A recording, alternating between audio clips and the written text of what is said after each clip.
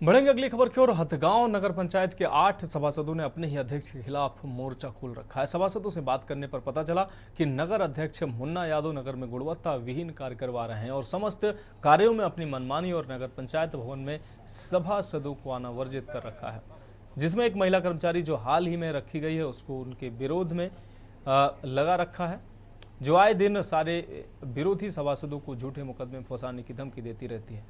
आज सारे सभासदों ने अपर जिलाधिकारी न्यायिक को अध्यक्ष के खिलाफ प्रदर्शन कर और ज्ञापन दिया और जांच करवाकर कार्रवाई की मांग की है। चेतावनी दिया कि अगर उनकी मांग नहीं मानी गई तो अनिश्चितकालीन हड़ताल पर वो बैठ जाएंगे। मामला यह सर कि इससे पहले भी हम लोग संघर्ष कर रहे हैं। नगर पंचायत हथगांव की तरफ से हम लोग चुने हुए प्रतिनिधि हैं। अपर न्यायिक एडीएम साहब के लिए इसलिए आए हैं कि एक महिला मंजू यादव रखी गई है। मंजू यादव के नाम का एक भय व्याप्त है, जैसे आजकल लोगों में भय व्याप्त किया जाता है। हम लोग जनता के द्वारा चुने हुए प्रतिनिधि हैं और अपना कार्य कराने जाते हैं तो वहाँ इतना भय बता दिया गया है कि आप लोग जाएंगे और अध्यक्ष के खिलाफ बोलेंगे तो महिला आपसे निपट जाएगी और आपको निपटा देगी। उसके खिलाफ आप लोग क्यों बोलते हैं? अरे सर, अध्यक्ष के खिलाफ बोलते नहीं। अध्यक्ष नगर पंचायत हथगांव के हम लोग प्रतिनिधि, हम लोग का कोई काम नहीं हो रहा है। वार्डों में कोई काम, अनियमितताएं हैं, राजस्व की अनियमितताएं हैं, सड़क उड़ी जा रही है, लाइट की व्यवस्था है नहीं है, केवल झाड़ू लगाई जा रही है, चूना डाला जा रहा है। इसके सिवा कोई काम नहीं। झाड़ू फेरी जा रही है, चूना लगाया जा रहा है, कोई काम नहीं। अभी रोडों की भी मैंने दिया है न्यायिक साहब को, एडीएम साहब को, यो महोदय से उन्होंने बात की है, पूरा आश्वासन मिला है। इस महिला के लिए बात की जाएगी और पूरी जांच कराई जाएगी। अब रुक करेंगे अगली खबर का। विद्यालय के समय राजनीतिक मंच संचालन करने का शिक्षक का वीडियो वायरल हुआ है। आपको बता दें, महनौन विधानसभा के इटिया थोक में विकास कार्यों को लेकर आयोजित कार्यक्रम में भाजपा विधायक विनय द्विवेदी के फेसबुक आईडी से कार्यक्रम शेयर हो रहा था। लाइव इसका वीडियो शेयर किया जा रहा था। पार्टी के कार्यक्रम में स्कूल छोड़कर मंच संचालित करते नजर आए शिक्षक जितेंद्र मौर्य। इटिया थोक प्राथमिक विद्यालय में सहायक अध्यापक के पद पर तैनात है जितेंद्र मौर्य। शिक्षक आचरण नियमावली को ताक पर रखकर शिक्षक ने संचालित राजनीतिक पार्टी का मंच संचालित किया। वीडियो वायरल होने के 24 घंटे के बाद भी जिम्मेदार अधिकारी पूरी तरह से मौन है। जिला बेसिक शिक्षा अधिकारी ने जांच कर कार्रवाई की बात कही है। गोंडा जिले के इटिया थोक बाजार का ये पूरा मामला है। सर, इटिया थोक क्षेत्र में एक शिक्षक द्वारा एक पार्टी के कार्यक्रम में मंच का संचालन किया जा रहा है, उसका वीडियो वायरल है, क्या प्रकरण है? अभी हमारे संज्ञान में आया है तो उसकी जो है हम जांच खंड शिक्षा करा के उस पर कार्रवाई की जाएगी।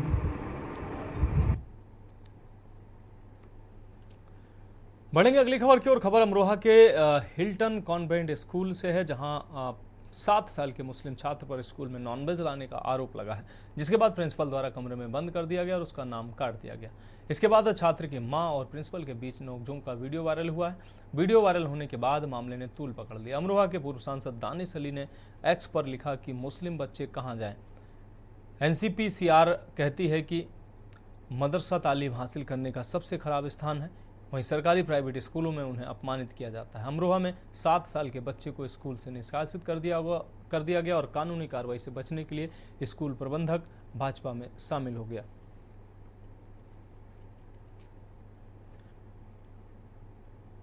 रुक करेंगे अगली खबर का। कानपुर में भारतीय जनता पार्टी के सभी प्रत्याशियों को जीत दिलाने के लिए कार्यकर्ता एकजुट होकर पूरी ईमानदारी और निष्ठा से कार्य करें। ये बात शहर में आए राष्ट्रीय लोक दल के प्रदेश अध्यक्ष रामाशीष राय ने कार्यकर्ता सम्मेलन एवं समीक्षा बैठक के दौरान कही। उन्होंने कहा कि बूथ स्तर पर सभी कार्यकर्ता अपनी भागीदारी सुनिश्चित करें और राष्ट्रीय लोकदल के साथ एनडीए को मजबूत करें। उन्होंने कहा कि यह उनकी 9वीं विधानसभा का दौरा है। पूरे प्रदेश में जहां जहां उपचुनाव हो रहे हैं वहां पर कार्यकर्ताओं को जोश भरने के लिए पार्टी ने उन्हें कमान सौंपी है। उन्होंने प्रधानमंत्री का शुक्रिया अदा करते हुए कहा कि पार्टी के राष्ट्रीय अध्यक्ष को उन्होंने बड़ी जिम्मेदारी सौंपी है, जिसके लिए राष्ट्रीय लोकदल प्रधानमंत्री का आभार व्यक्त करता है। राष्ट्रीय लोकदल की कानपुर में आज कार्यकर्ताओं की जो बैठक हो रही है, उस बैठक का मुख्य विषय है सीसा-मऊ विधानसभा का उपचुनाव, उसमें लोकदल के कार्यकर्ताओं की भूमिका। उस विषय पर तैयारी करने के लिए और संगठन को बूथ लेवल तक पहुंचाने के लिए, अपने बूथ लेवल का संगठन तैयार करने के लिए, उसकी रणनीति बनाने के लिए आज ये बैठक हम लोग आयोजित किए हैं। ये हमारे पूरे प्रदेश में 9वीं विधानसभा है इसके बाद हम करहल में जाएंगे और लगभग राष्ट्रीय लोकदल सभी विधानसभाओं में अपने संगठन का तंत्र मजबूत कर लिया है और कार्यकर्ताओं का निर्देश दे दिया है कि वो बूथ और सेक्टर उप सेक्टर में बांट करके विधानसभा की पूरी तैयारी करें। हम एनडीए को ताकतवर बनाने का काम करने का कार्य कर रहे हैं। हमारे राष्ट्रीय अध्यक्ष चौधरी जयंत सिंह जी को एक बड़ी जिम्मेदारी प्रधानमंत्री ने दिया है। उन्हें कौशल विकास और शिक्षा का राज्य मंत्री बनाया है। इस देश में कौशल विकास की बड़ी भूमिका है और केंद्र सरकार के लिए उसकी प्राथमिकताएं भी है। इस देश में जिस तरह से बेरोजगारी की रफ्तार बढ़ रही है तेजी से, उसको कम करने के लिए कौशल विभाग ही महत्वपूर्ण भूमिका अदा कर सकता है। अब रुक रही अगली खबर का। कानपुर के कल्याणपुर में एक गर्भवती फीमेल डॉग को कुचलने पर बस चालक के खिलाफ एफआईआर दर्ज की गई है।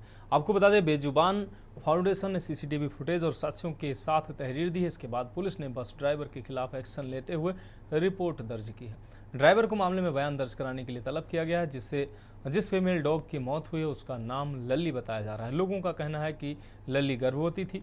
विरोध करने पर बस चालक मोहल्ले के लोगों से भिड़ गया। नवाबगंज के विष्णुपुरी कॉलोनी निवासी विवेक तिवारी बेजुबान सेंचुरी फाउंडेशन के नाम से एनजीओ चलाते हैं। विवेक के मुताबिक मंगलवार सुबह इंदिरा नगर बुद्धा पार्क के पास से वह गुजर रहे थे, तभी एक तेज रफ्तार बस ने सड़क पार कर रही गर्भवती फीमेल डॉग को रौंद दिया। घटना में मादा स्वान की मौके पर ही मौत हो गई। आरोप है कि घटना का विरोध करते हुए जब विवेक ने बस चालक संतोष को गाड़ी से नीचे उतरने के लिए कहा तो भड़के चालक ने विवेक व अन्य राहगीरों मोहल्ले के लोगों के साथ गाली गलौज शुरू कर दी। इतना ही नहीं, ड्राइवर ने कहा कि अभी तो कुत्ता ही मरा है, तुम्हारे ऊपर भी चढ़ा देंगे। इसके बाद धमकाते हुए मौके से भाग निकला। एसीपी कल्याणपुर अभिषेक पांडे ने बताया कि एनजीओ संचालक की तहरीर पर बस चालक के खिलाफ पशु क्रूरता अधिनियम व अन्य धाराओं में रिपोर्ट दर्ज की गई है।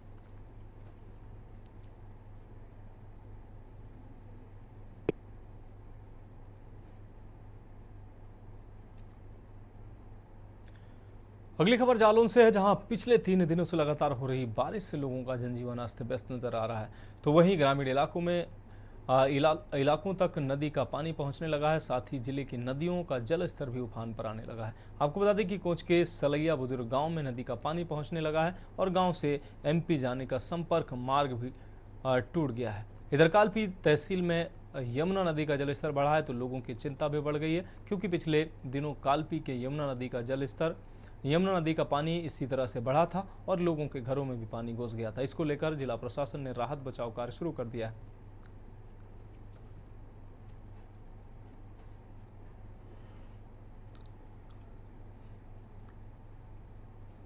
पानी बरस रहा है और बहुत तेजी से पानी गिर रहा है, मतलब बंद होने का नाम नहीं ले रहा है। निकलने में आने जाने में बहुत दिक्कत हो रही है।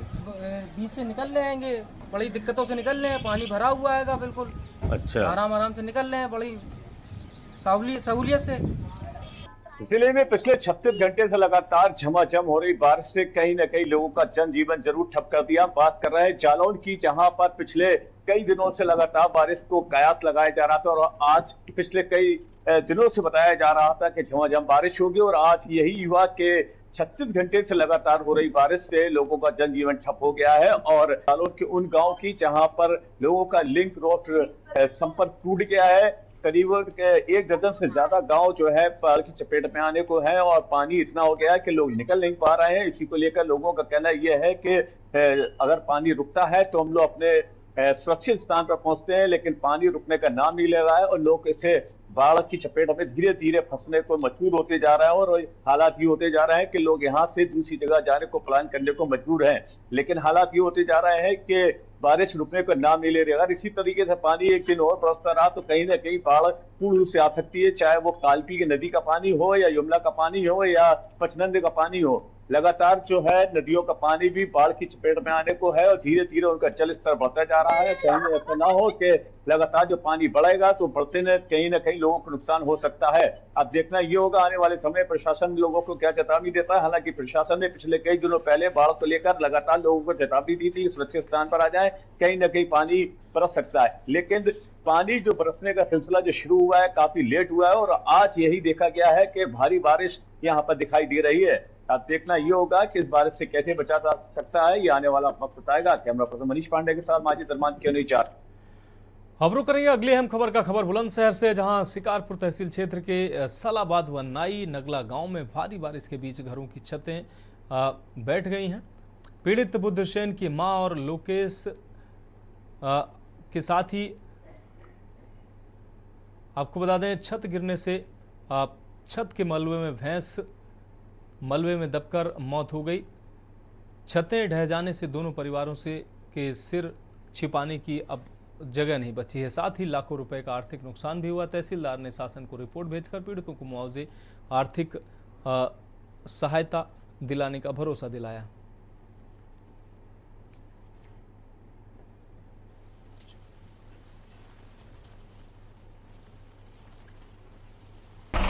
इसका अभी जो हमें सूचना मिली है 2 हादसे अभी पता लगा है। एक नंगला नाव में है, वहाँ पे जो बरामदा है उसकी छत गिर गई थी, तो वहाँ पर एक बूढ़ी अम्मा जिनका नाम कलावती बताया जा रहा है, उनकी उसमें सबके मृत्यु हो गई है।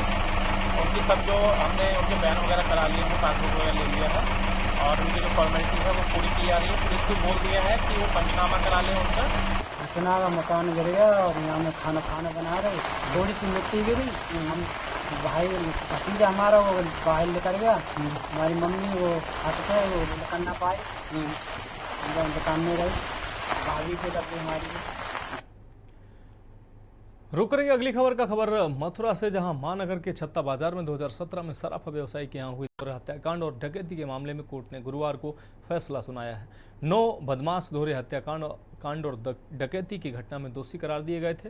आज दोपहर स्पेशल जज आईसी एक्ट की कोर्ट ने रंगाबिल्ला और चीनी सहित 7 लोगों का आजीवन कारावास और इसके अलावा 2 बदमाश लखन और आदित्य को 10-10 साल की सजा के साथ सभी बदमाशों पर 20-20 हजार रुपए का अर्थदंड लगाया है। बताया जाता है कि 15 मई 2017 को शहर के हेलीगेट छत्ता बाजार स्थित कोयला गली के समीप सराफा व्यवसायी विकास अग्रवाल की दुकान पर उनका भाई मयंक अग्रवाल, मेघ अग्रवाल के अलावा उनके यहाँ काम करने वाले मोहम्मद अली अशोक बैठे हुए थे। रात करीब 8 बजे बाइक पर सवार होकर रंगाबिल्ला और अपने गैंग के साथ वहां पहुंचे। रंगाबिल्ला ने दुकान पर लगे कांच के गेट पर फिल्मी स्टाइल में लात मारी, उसके बाद ताबड़तोड़ फायरिंग शुरू कर दी। इस घटना में विकास और मेघ अग्रवाल की मौत हो गई थी। मेरी कोर्ट विशेष न्यायालय ईसी एक्ट के द्वारा माननीय न्यायाधीश विशेष न्यायालय के न्यायाधीश माननीय श्रीमान ब्रह्मतेज जी द्वारा आज फैसला 15/5/2017 का होली वाली गली के पास बैंक चैन के यहाँ पर जो डकैती पड़ी थी, लूटकांड हत्याकांड हुआ था, उसके विषय में आज फैसला सुनाया गया। क्या निर्णय आया है? आज निर्णय ये आया है कि अपने जो राकेश उर्फ रंगा, चीनी उर्फ कामेश, नीरज चतुर्वेदी, सौरभ यादव अपना और बाकी हर्षवर्धन, विष्णु, महेश, इनको आजीवन कारावास की सजा सुनाई।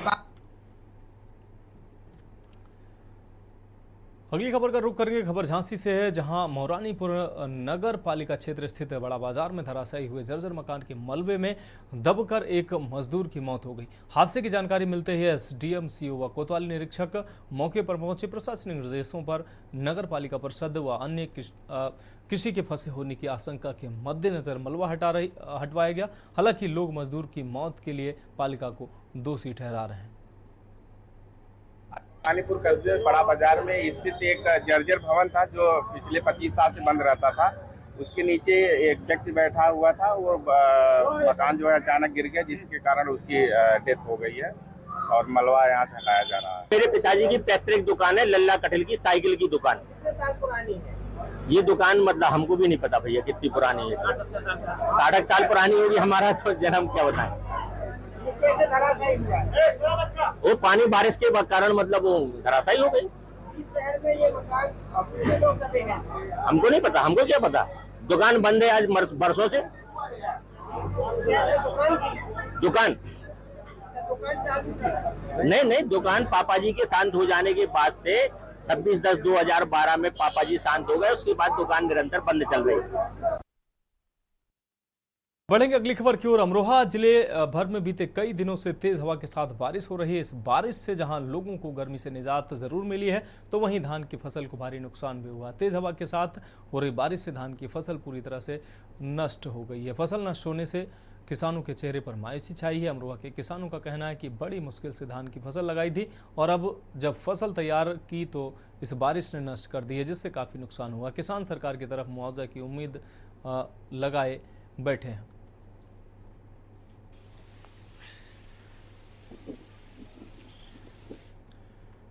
अगली खबर आगरा से है, जहां लगातार हो रही बारिश के चलते आम जनजीवन पूरी तरह से प्रभावित हुआ है। बारिश के चलते शहर भर में जगह जगह जलभराव से लोग घरों में कैद हो गए हैं।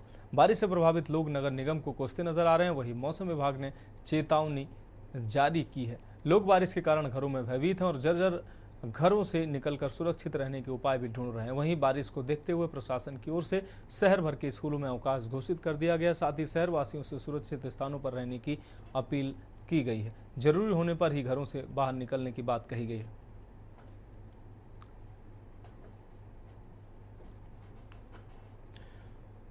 अगली खबर मथुरा से है, जहां वृंदावन में बुधवार तड़के शुरू हुई बारिश का क्रम पूरे दिन चलता रहा। 2 दिन से बारिश के कारण शहर के निचले इलाकों के साथ साथ सरकारी दफ्तर, नगर निगम, पार्कों, स्कूलों में जलभराव हो गया है। रंगजी मंदिर के बड़े बगीचा की दीवार गिरने से कार्यरत वृद्ध कर्मचारी की मौत हो गई। सूचना पर पहुंची पुलिस ने शव को पोस्टमार्टम के लिए भेज दिया। बारिश शुरू होने के बाद अभी तक थमी नहीं है। ये दीवार जो है, इस दीवार के सहारे बहुत सारा कंस्ट्रक्शन का सामान और मट्टी और बजर फुट और पत्थर वगैरह, स्लैब वगैरह बहुत सालों से रखे हुए हैं। ये यहाँ पर इनके सामने एक लोग हैं, उनकी दुकान है, उनके साथ हमारा बहुत दिन से विवाद चल रहा है कि इसको मत रखो। हमारी दीवार की नींव कमजोर हो रही है, पर उन्होंने ना हमारी अनसुनी करते गए। वो अभी ये दीवार फिर से नई बनवाई गई है, उसके बावजूद उन्होंने दोबारा सामान रखना शुरू कर दिया। रोज इनके जेसीबी आते हैं, रोज जेसीबी दीवार के ऊपर टक्कर मारते हैं। बड़े बगीचे की इतनी बड़ी पूरी दीवार है, वहाँ पर पुरानी दीवारों में से भी किसी को कुछ नहीं हुआ, इसलिए यही दीवार गिरी है। मनोरथ जो है वो दीवार के बगल में घर में रहते थे और रात को 2 बजे शौच करने गए हैं और उनके ऊपर दीवार गिर गई है। जब सुबह पड़ोसी उठे और उन्होंने देखा कि कमरे की लाइट जल रही है और कमरे का दरवाजा खुला गया, अंदर नहीं है, दीवार गिरी पड़ी, हल्ला मचाया। तब देखा गया कि ये अंदर उसमें नीचे दबे पड़े हैं। ये सबसे पहले इनकी मौत के सबसे बड़े जो जिम्मेदार हैं वो ये हैं जिन्होंने यहाँ पे अपना सारा कंस्ट्रक्शन का सामान रख के हमारी दीवार खराब की है। इनके ऊपर सख्त से सख्त कार्रवाई होनी चाहिए। अब बढ़ेंगे अगली खबर की ओर। खबर ललितपुर से है, जहां सदर कोतवाली नेहरू नगर क्षेत्र में दहशतगर्द सौदों से परेशान महिलाएं मकान बेचने को मजबूर हो रही हैं। खबर सामने आने के बाद जहां महिलाओं की सुरक्षा पर सवाल उठ रहे हैं, वहीं पुलिस कार्रवाई पर भी सवाल उठ रहे हैं। आपको बता दें कि नेहरू नगर में मकान में हुए अग्निकांड से दहशत में आई महिलाएं किराए के मकान में रहने को मजबूर हैं। 2022 से सौदों से परेशान लड़कियां और उनकी माएं गुंडों ने रॉड और कुल्हाड़ी से मारपीट कर बेटी और मां को मरणासन कर दिया था। पैरों में फ्रैक्चर होने के बाद भी पुलिस ने धारा 307 के तहत FIR दर्ज नहीं की। पीड़ित परिवार में कोई कमाने वाला नहीं है, जिससे परिवार दाने दाने को मोहताज है।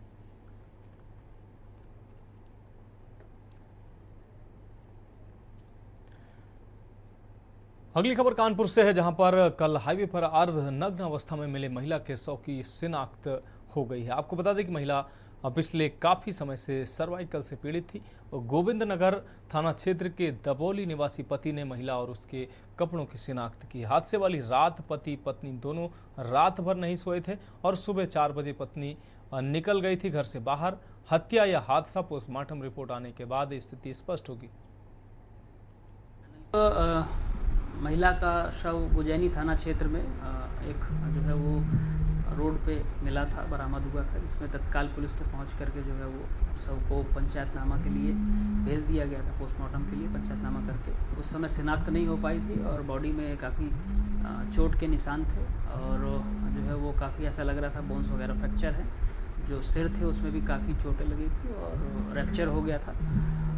कल जो है वो डिटेल्ड में हमारी पूरी सीनियर ऑफिसर्स की टीम, फॉरेंसिक की टीम मौके पे गई थी और जो CCTV फुटेजेस हैं उनको हमने एनालाइज़ किया बैक ड्रॉ में जाकर के, पीछे और आगे दोनों तरफ से, और उससे ये महिला के कुछ फुटेजेस हमको मिले जो मॉर्निंग में जाते हुए दिख रहे हैं। बाद में जो है वो दबौली एरिया में जो है वो जब इसकी पूछताछ की गई टीम्स ने तो इन महिला की पहचान हुई है। इनके हस्बैंड ने बताया है कि जो है वो इनको कुछ सर्वाइकल की इश्यूज़ थे जिससे परेशान रहती थी और जिस दिन ये घटना हुई है उस दिन 4 बजे तक ये लोग जगे हैं। उसके बाद जो है वो ये बाहर निकल गई हैं, CCTV फुटेजेस से जाती हुई दिख रही हैं और उसके बाद जो है ये डेड बॉडी इनकी मिली है। संभवतः ये भी हो सकता है किसी बड़े वाहन से जो है वो कोई। रुक करेंगे अगली खबर का। कानपुर में स्वाइन फ्लू के मरीजों की पुष्टि हुई है। 2 मरीजों को हैलेट अस्पताल में भर्ती भी कराया गया है। मैटरनिटी वार्ड में दोनों बच्चों का, आपको बता दें, दोनों मरीजों का इलाज किया जा रहा है। फिलहाल दोनों मरीज आइसोलेशन में हैं। हैलेट के संचारी रोग के नोडल अफसर व मेडिसिन विभाग के प्रोफेसर डॉक्टर BP प्रियदर्शी के अनुसार मरीजों को आइसोलेट किया गया है। उन्होंने बताया कि एक मरीज दिल्ली के निजी अस्पताल से और दूसरा कानपुर के निजी अस्पताल से आया है। उनका कहना है कि इस बीमारी से निपटने के लिए मेडिकल कॉलेज पूरी तरह से तैयार है। दवाएं, वेंटिलेटर समेत सभी चीज़ें उपलब्ध हैं। अगर आने वाले समय में इसके इलाज, आपको बता दें, इसके मरीज अगर बढ़ते हैं तो नया वार्ड भी बनाए जाने की बात कही। मंगलवार को एक मरीज आया है दिल्ली से और मेदांता अस्पताल से, वहाँ पे इलाज चल रहा था, जो कि पुराने सांस के रोगी हैं और वहाँ पे उनको H1N1 पॉजिटिव पाया गया। उनके परिजन यहाँ इलाज के लिए चाह रहे थे, वहाँ से उन्होंने रिफ़र करा के कानपुर मेडिकल कॉलेज में आए हुए हैं। वो जो मैटरनिटी वार्ड में भर्ती है, जो कि आइसोलेशन वार्ड है, उनका पूरा वार्ड अलग कर दिया गया है। और दूसरा मरीज जो है आज यहाँ पर लीलामणि के एक प्राइवेट अस्पताल है, वहाँ से पॉजिटिव रिपोर्ट पाई गई। वो मरीज आज अभी सुबह इमरजेंसी में भर्ती हुआ है, जो कि शुगर और ब्लड प्रेशर की बीमारी से पीड़ित है।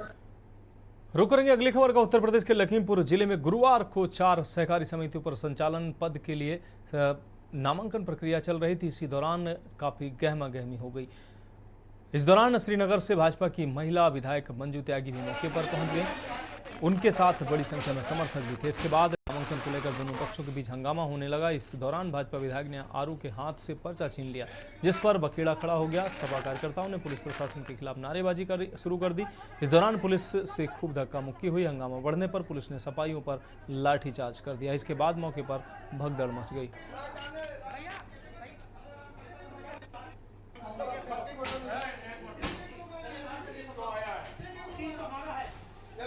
जी, क्या मामला हुआ? आज सभी लोग जो कलेक्ट्रेट में एकत्र, सरकारी समितियों में आज नॉमिनेशन हो रहा है। चुनाव पहले हुआ था, 4 समितियों पे चुनाव नहीं हो पाया था, तो उन चारों जगह आज नॉमिनेशन होना है और कोई भी अधिकारी या समिति के सचिव इन चारों जगह कहीं नहीं बैठे हैं। तो इसलिए हम लोग DM महोदया से अपनी कंप्लेंट दर्ज कराने आए थे कि कम से कम लोकतंत्र में चुनाव लड़ने का सबका अधिकार है, तो ये लोग जो भाजपा के नेताओं के इशारे पे पर्चा नहीं दे रहे हैं, इसी पे वार्ता हुई है और DM महोदया ने आश्वासन दिया है कि हम कर्मचारियों को भेजेंगे।